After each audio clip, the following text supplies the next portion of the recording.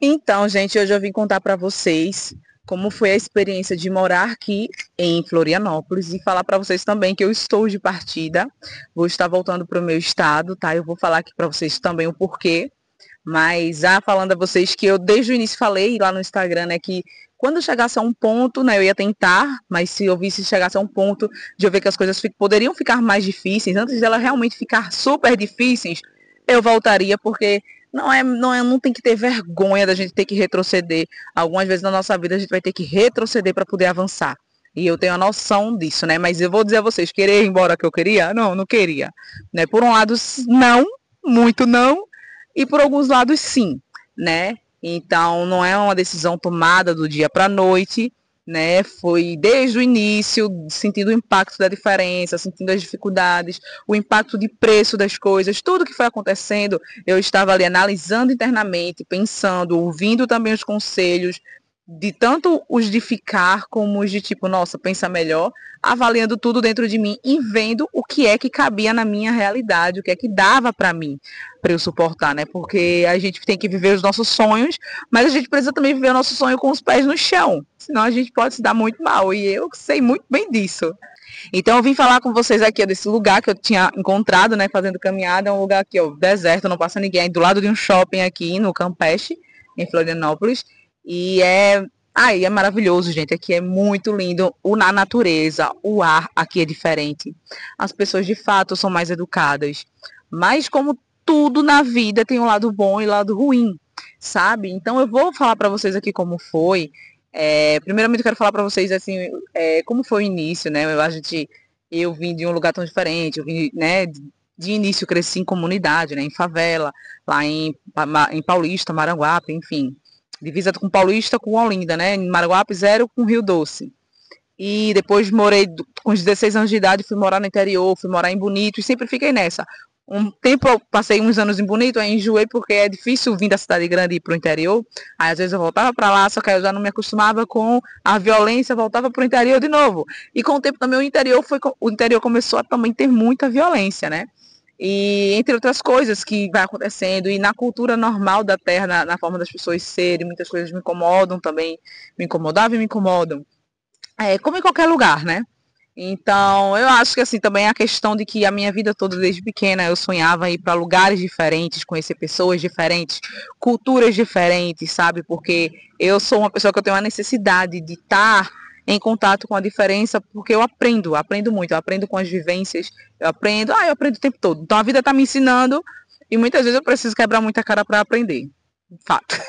Então aqui é um lugar muito bom para se morar, mas hoje, no meu ponto de vista, principalmente, tendo a noção de que não é todo mundo largar tudo e vir, sabe? Eu precisava fazer isso, eu precisava viver. Então eu entendi tudo que eu tinha que para viver aqui, o que eu precisava ouvir, o que eu precisava ver com meus olhos, o que eu precisava sentir, porque a gente precisa ter a nossa vivência das coisas, tirar nossas conclusões, né? Não com a ótica do outro, mas com a nossa ótica. Então para mim nada foi perdido. Tá? Poderia ter economizado mais dinheiro, né? De quando eu vi que dava para eu ter voltado antes, quando eu já estava com bastante dinheiro e eu não fiz, porque eu queria tentar, eu queria insistir e eu fui até onde deu. Então daqui eu não vou insistir mais, porque eu tenho decisões a tomar e de forma rápida, né? Então, se eu decidir permanecer, eu posso começar a passar apertos com o meu filho, que é autista, que eu não quero, tá entendendo? Que não necessita, porque eu tenho uma casa lá, que é da minha mãe e tal, enfim, mas eu tenho um lugar que eu não pago aluguel. Então, com o dinheiro que eu tenho, né, da questão do meu filho, eu posso ter pelo menos o básico ali da sobrevivência e conseguir as outras coisas. Aqui de fato começar do zero. Eu não tenho nada, eu não tenho móveis, eu não tenho nada. Na verdade, eu tenho um sofá que meu esposo ganhou recentemente do rapaz lá do trabalho, enfim. É a única coisa que eu tenho, um móvel, um sofá. O restante só roupa, essas coisas assim. E que eu tentei comprar, mas tudo deu errado, né? Deus sabe todas as coisas, porque acabou não dando certo comprar algumas coisas, né? Senão agora eu teria que estar me desfazendo de tudo, enfim. Vou tentar não demorar mais, né? Sem arrodear demais, assim, né? E prolongar muito. Eu não vou vir aqui dizer que, ai, gente, porque Floripa é ruim, porque não presta pra morar. Não, não é isso. Jamais. É incrível, mas você tem que estar preparado para você vir para cá, porque o custo de vida, de fato, é alto. E tem detalhes que no cotidiano podem fazer muita diferença no seu bolso se você não estiver preparado financeiramente, né? Por exemplo, nas questões boas. A escola aqui funciona muito bem, por mais que o setor público aqui em algumas coisas não funciona tão bem também, mas assim, né, os professores estão sobrecarregados. Eu cheguei aqui e já teve greve logo no início, greve de professores, greve de ônibus, sabe? Então eu já vi que estava com uma certa deficiência no lugar. Muitos dizem que é de um tempo para cá que está assim, que já foi muito melhor. Eu não sei, tá? Mas o que eu pude ver aqui é isso. Então, assim, é um lugar bom para você criar seus filhos, porque a escola tem um formato muito bom, meio que quase americano, assim, sabe? Muito incentivo à leitura, a seu filho realmente aprender, sabe? Seu filho aqui realmente vai aprender. E a educação é super diferente. Aqui é muito. A cultura aqui também é muito valorizada, a questão da preservação da natureza, muitas coisas boas, gente. Questão de trabalho, gente, é muito trabalho aqui. É claro, eu também não vou chegar aqui e dizer para você, ai, não, gente, pode vir, porque emprego surge. Tem as temporadas aqui que surgem mais, né? Mas assim, vai depender de cada pessoa também. O currículo da pessoa ser atrativo também, você saber fazer, enfim, tudo isso vai contar também.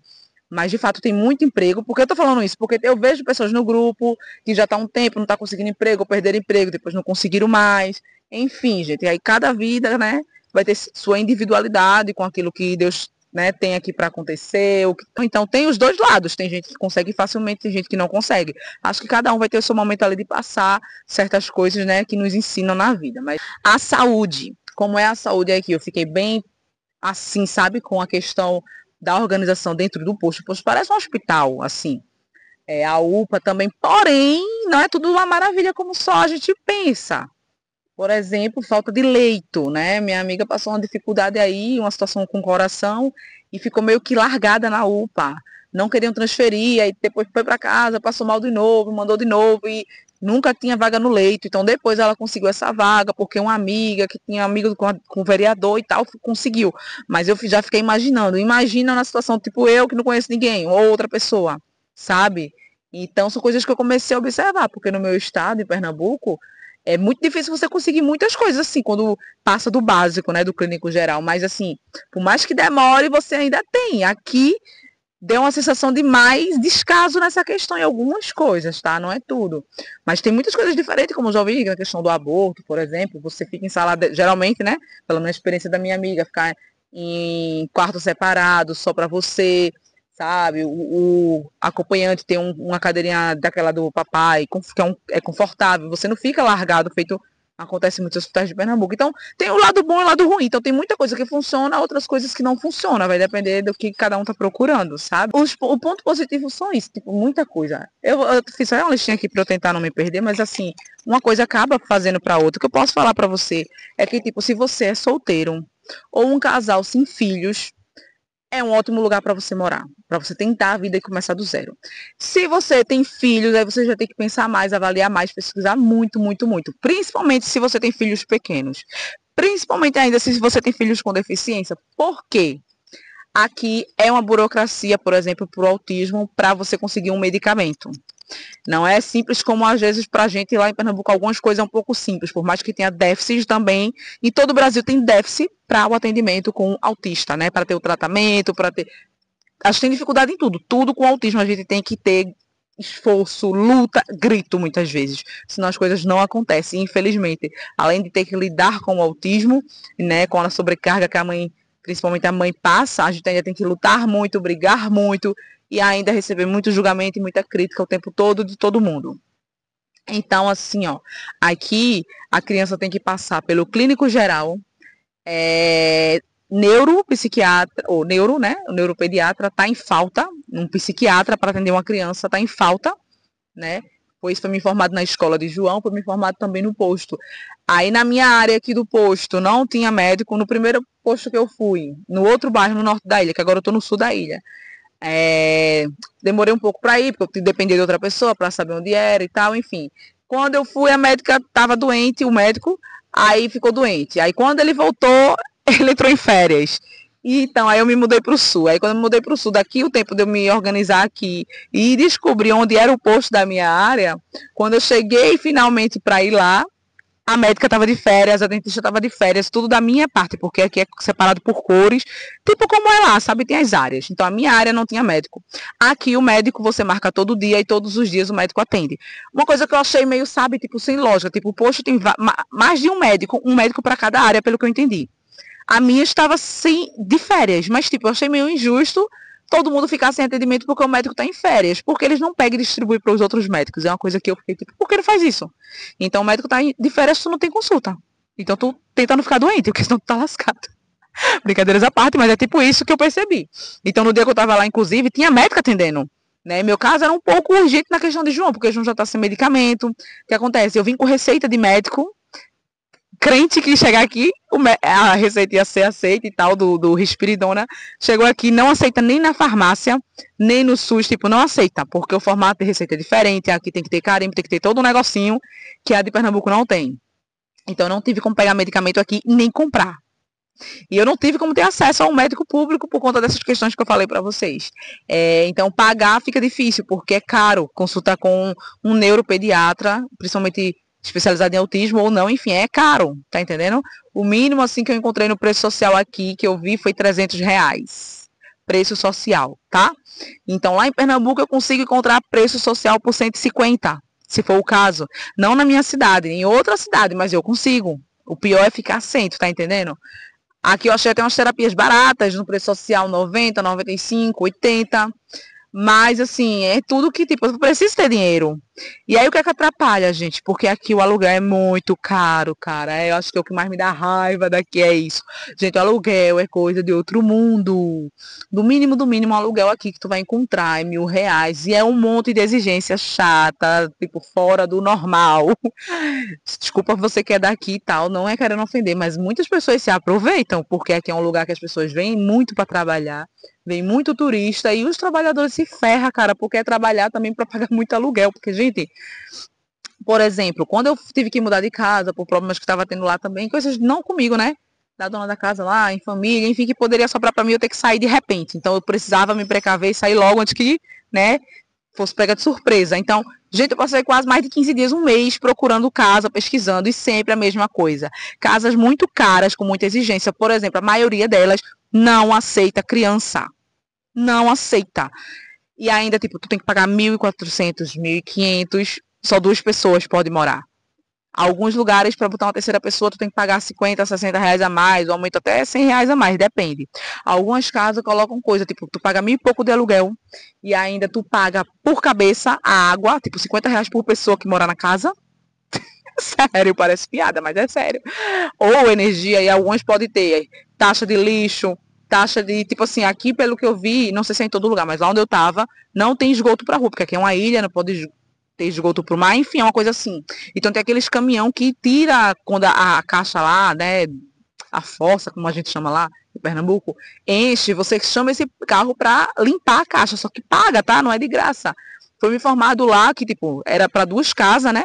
Que a gente teria que dividir, daria uns R$ 600, se eu não me engano, 300 para cada um. Eu tinha acabado de chegar, né? A dona da casa não tinha feito manutenção e eu fiquei na casa de início, a merda subindo pelo ralo, gente, que ódio. Eu tô rindo porque é umas coisas que acontecem. Ai, enfim, gente, sério, real.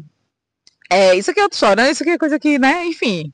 Mas tá entendendo que são coisas que você não tá preparado. Então, gás de cozinha em alguns lugares você pode encontrar muito caro. Eu até encontrei um lugar aqui mais barato, né? Lá primeiro, acho que tava 130, 140, não lembro. Mas tem lugar que é bem mais caro. Água mineral, para quem me acompanhou no Instagram, viu de início um garrafão cheio. Eu paguei o quê? Quase 40, eu não lembro agora. Ou foi 30 e pouco? Gente, eu não lembro agora, mas foi quase isso, né? Eu paguei quase R$ 40 num garrafão cheio de água. Eu acho que foi isso mesmo. E ele, para trocar, eu acho que a água era R$ 18. O pobre sofre aqui, gente.